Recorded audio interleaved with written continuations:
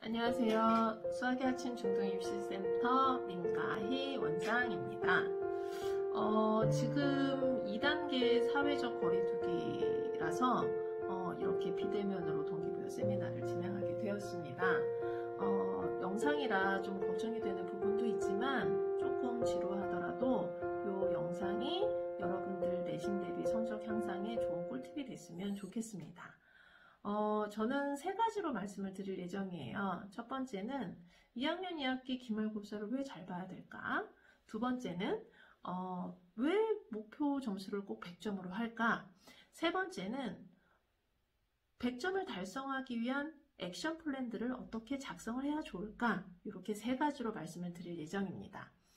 첫 번째, 기말고사를 잘 봐야 되는 이유를 좀 생각을 해본다면 단기적으로 봤을 때에는 고등학교를 선택을 하는 친구들한테는 이 기말고사가 굉장히 핵심적인 내신이 될 수도 있고, 전체적으로는 이 코로나 시기를 얼마나 성실하게 지냈는지 평가하는 지표일 수도 있어서 현행이 제대로 돼 있는지를 판단하는 기준이 될 수도 있겠죠.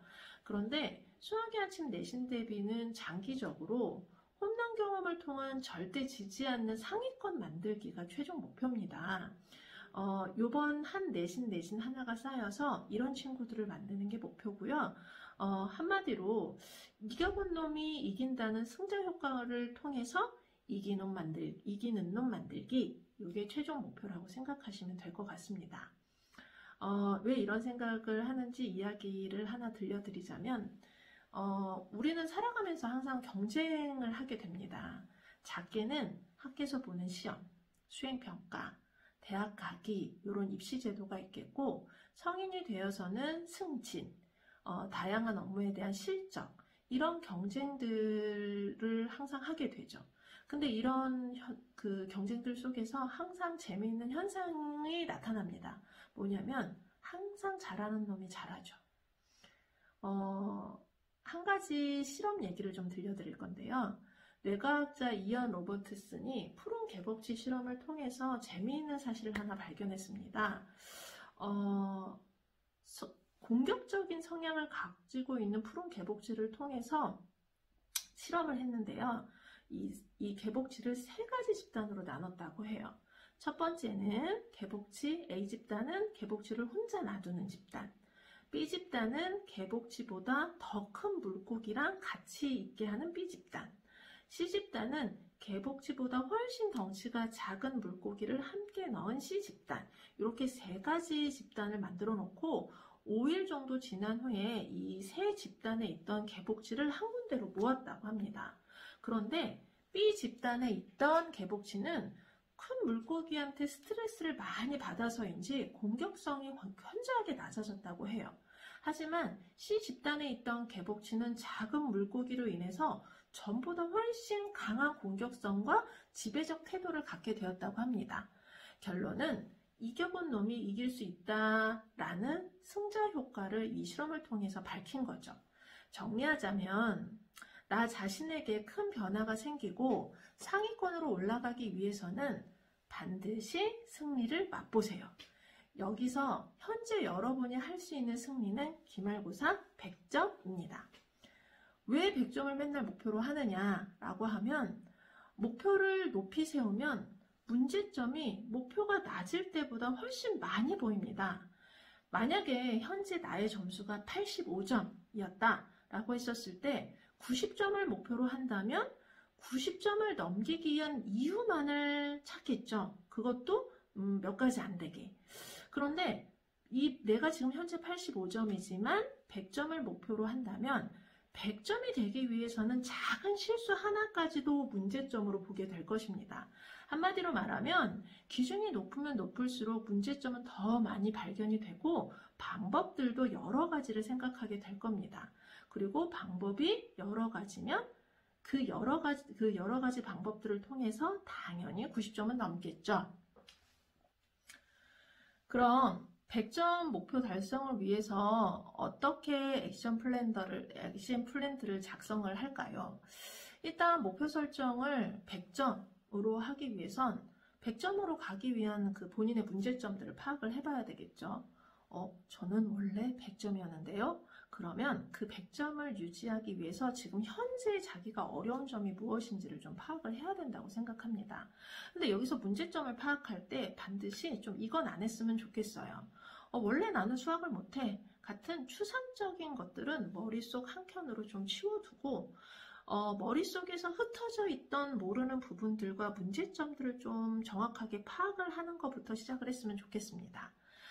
문제점은 상당히 디테일할수록 해결책이 더 많이 보이는데, 예를 들자면 도형의 성질 혹은 닮음에서 나오는 공식들과 성질들을 외우고는 있는지, 두 번째, 문제를 풀 때 안 풀려서 고생한 문제가 있었는지, 주간 모의고사를 볼 때 객관식을 더 많이 맞았는지 서술형을 더 많이 맞았는지, 그러면 내가 공부가 제일 또 집중되는 때가 언제인지, 예를 들어서 나는 시간을 1시간 이렇게 정해놓고 해야 공부가 잘 되는지, 아니면 나는 5페이지 이렇게 양을 정해놓고 공부가 잘 되는 친구인지, 그리고 심화 문제가 약하면 그거를 언제 하는 게 가장 좋은지, 이런 것들을 가장 디테일하게 하면서 내가 100점으로 갈 때의 문제점들과 그 문제점들을 찾는 것들을 먼저 하고, 이 문제점들을 해결하기 위해서는 반드시 문제점만 찾는 게 아니라 그걸 언제까지 해결할 건지 딱 날짜를 정해서 했으면 좋겠습니다. 예를 들면 개념 외우는 건 이번 주에 다 끝내야 돼. 기본 문제도 이번 주에 완성을 할 거야. 그 다음에 매일 한 문제씩 내가 모르는 문제가 있었다면 그걸 버킷리스트를 정하고 새벽에 볼 건지 점심시간에 볼 건지 저녁에 볼 건지 이렇게 딱 정확하게 시기와 날짜를 정해서 진행을 한다면 굉장한 성과를 거둘 거라고 생각을 합니다. 지금 내신 대비할 때 이런 부분들이 처음이라면 지금은 되게 힘들겠죠.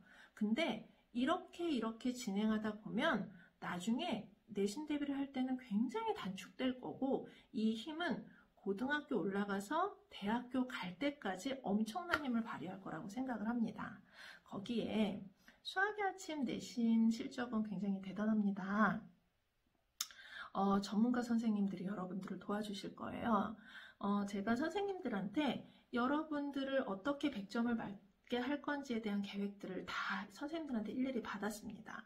어떤 선생님들은 개념을 잘 채워야 되는 친구, 심화 문제를 풀어야 되는 친구, 이렇게 기술적인 부분들을 정리해서 액션 플랜을 짜오신 선생님도 계시고, 그 다음에 교재를 통해서 한 사람 한 사람 어떻게 구체적으로 만들 건지에 대한 계획을 짜오신 분들도 있습니다.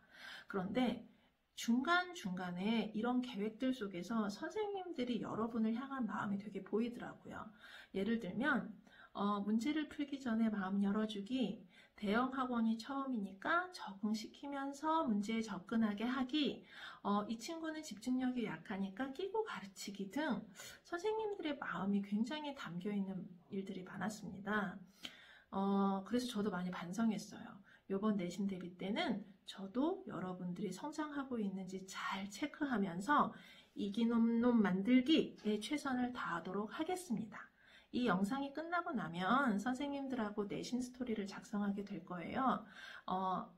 아까 말했던 부분들 중에서 정확하게 나의 문제점을 디테일하게 세우고 그 문제점들을 언제까지 해결을 할 건지 날짜 정하는 것까지 해서 작성해서 본인의 문제점들을 다 파악하고 이번 내신 대비에 성공하는 플랜을 작성하도록 했으면 좋겠습니다.